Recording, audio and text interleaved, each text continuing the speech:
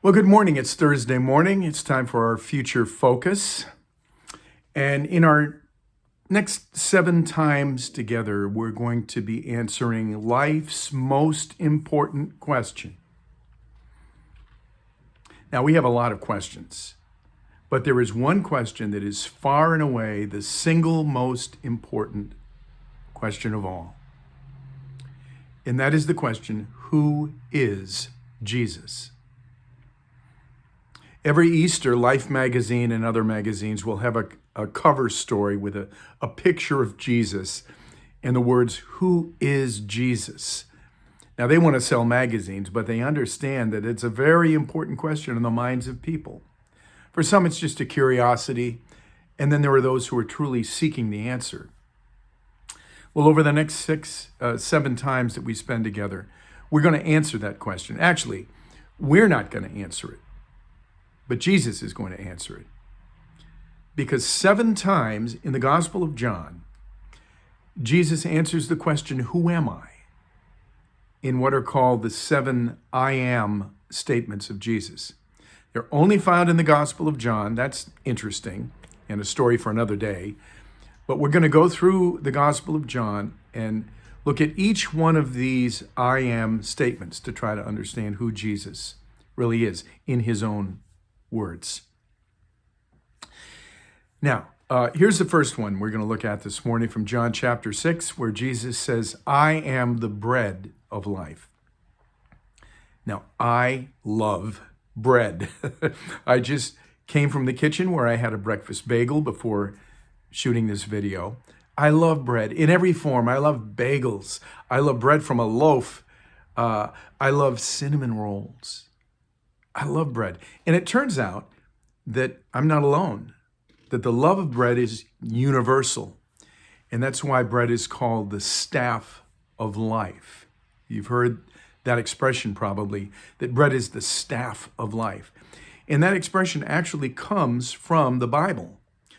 In the book of Leviticus, God is telling Israel what are the blessings of obedience and what is the cost of disobedience. And he comes to disobedience and he warns Israel that I will break your staff of bread. In other words, there'll be no bread for you.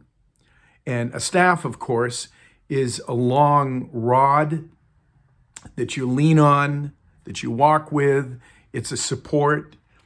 And so God is saying, I'm going to take away that support. You're not going to be able to lean on bread. You're not going to be able to have bread because everybody leans on it. It's a support. It's the staff of life. So here's the scripture. I'm going to summarize the story for you. You can read the scripture in the flock note. But a day earlier, before these things happen that I'm about to describe, a day earlier, a crowd of 5,000 people come, and they're hungry. And Jesus feeds them all, the feeding of the 5,000, with fish and bread, the staff of life. And they all eat, and they're not hungry anymore. And the next day, they follow him across the lake, and they come to him, and Jesus knows why. He says, you're seeking me not because you saw the miracles, but because you ate and were filled. Now, the miracles of Jesus, outside of the feeding of the 5,000, were intended to get people thinking about spiritual things, about the supernatural. Miracles were pointers. They were intended to point to Jesus and to lead people to Jesus. However, these people were following him not because of the miracles, but because they ate and were filled. They weren't hungry anymore. Jesus knew this.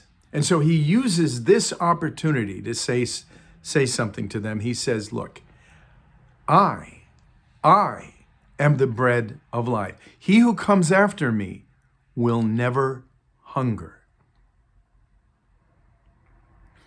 And so Jesus is saying to them, and he's saying to us this morning,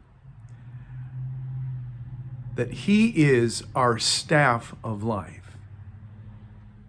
He will never leave us. We will never be hungry again when we lean on him as our support, when he is our staff. We will never hunger. He is the true bread of life. So think about that today. Remind yourself of that and lean on him. Lean on him every day for support, for encouragement, to make it through the day, because he'll never leave you. He will always be there for your support, and you will never, ever hunger. Have a wonderful Thursday. God bless you.